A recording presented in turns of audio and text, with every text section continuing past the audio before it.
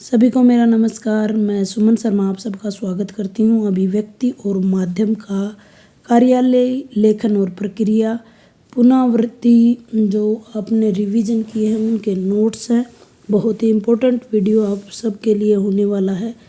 बहुत ही रामबाण चीज़ें आपको इसके अंतर्गत मिलेंगी। आइए ज़्यादा समय व्यर्थ न करते हुए अपने काम पर लग जाते हैं। सरकारी पत्र किसे कहते हैं? सरकारी पत्र औपचारिक पत्रों की श्रेणी में आते हैं जिसमें औपचारिकता की आवश्यकता पड़े। अगले बिंदु पर चलते हैं कि ये पत्र कार्यालय, विभाग और मंत्रालय से यानी एक मंत्रालय से दूसरे मंत्रालय को, एक कार्यालय से दूसरे कार्यालय को भेजे जाते हैं। पत्र के शीर्ष में कार्यालय, विभाग या मंत्रालय का नाम और पता लिखा जाता है। पत्र की बाईं तरफ संख्या लिखी जाती है। संख्या लिखी जा रही है जिस पत्र पर लिखा जाता है और उसका नाम, पता बाईं तरफ लिखा जाता है। सेवा में शब्द का प्रयोग कम होता जा रहा है। पत्र के अंत में प्रेषक यानी भेजने वाला का पता, तारीख होती है। बहुविधीय का प्रयोग नीचे भेजे जाने वाले के हस्ताक्षर होते हैं। सरकारी कार्यालयों की ज़रूरतों को ध्यान में रखते हुए पत्रों की, ये पात्रों लिखा हुआ है, इसको ठीक कर लीजिएगा आप। पत्रों को कई श्रेणियों में बांटा जाता है। कार्यालय जो पत्र होते हैं, हर श्रेणी की अपनी विशेषताएं होती हैं, अपना तरीका होता है। मुख्य टिप्पणी या नोटिस जिसको कहते हैं, किसी भी विचाराधीन पत्र और प्रकरण को निपटाने के लिए जो राय, मत, आदेश, निर्देश दिए जाते हैं उसे हम टिप्पणी कहते हैं। टिप्पणी लिखने की प्रक्रिया को हम टिप्पण या नोटिस कहते हैं। टिप्पण दो प्रकार के होते हैं, सहायक स्तर पर टिप्पण और अधिकारी स्तर पर टिप्पण। टिप्पण का उद्देश्य मामलों का नियमानुसार निपटारा करना होता है। आरंभिक टिप्पण में सहायक विचाराधीन मामलों के संक्षिप्त ब्यौरा देने का विवेचन करता है। कार्यालयों में टिप्पण की से अधिक सहायता प्रदान की जाती है। अधिकतर सहायक स्तर पर यह काम आते हैं। टिप्पणी अपने आप में पूर्ण और स्पष्ट होती है। देखो, टिप्पण और टिप्पणी में दोनों में अंतर यहाँ बताया जा रहा है। टिप्पणी संक्षिप्त होती है, विषयगत होती है, तर्कसंगत होती है, क्रमबद्ध होती है। टिप्पणी सदैव अन्य पुरुष में लिखी जाती है, ये आप ध्यान रखेंगे। 3 पुरुष होते हैं, उत्तम पुरुष, मध्यम पुरुष और अन्य पुरुष। आनुषंगिक टिप्पण, इसका मतलब क्या होता है? तो संबंधित अधिकारी को भेजा जाता है। अगर संबंधित अधिकारी उस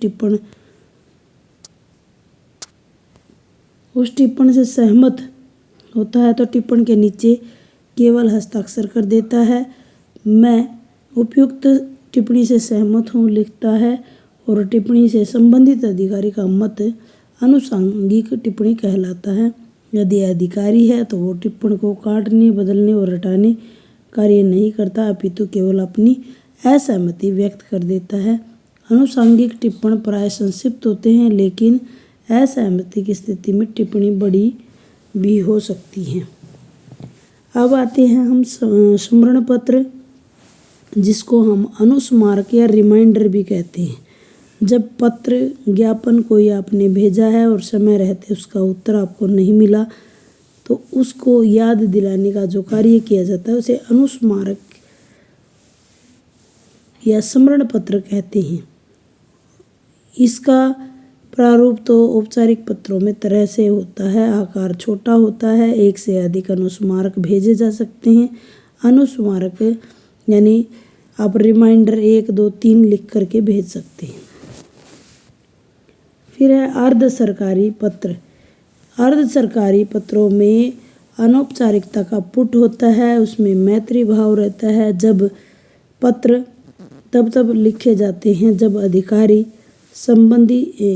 संबंधित अधिकारी को व्यक्तिगत स्तर पर परामर्श लेना चाहते हैं, इसके लेखन के लिए लेटर पैड का प्रयोग होता है। सबसे ऊपर बाईं ओर प्रेषक का नाम यानी भेजने वाले का नाम, पता और पदनाम होता है। पत्र के आरंभ में श्रीमान, श्री, प्रिय इत्यादि का प्रयोग हो सकता है। पत्र के अंत में भवदीय के स्थान पर आपका शब्द का प्रयोग होता है और तत्पश्चात संबंधित अधिकारी का नाम, पद और पूरा पता दिया जाता है। अब प्रेस विज्ञप्ति क्या होती है, प्रेस रिलीज क्या होती है? जब कोई व्यक्ति या संस्थान किसी विषय पर बैठक का जो निर्णय लेता है और जो भी न्यूज, मान लीजिए आपके महाविद्यालय में कोई भी प्रोग्राम हो रहा है, उसके लिए वो प्रोग्राम समाप्त होते ही उसकी प्रेस विज्ञप्ति बना दी जाती है ताकि सर्वसामान्य को भी इसके बारे में पता चले।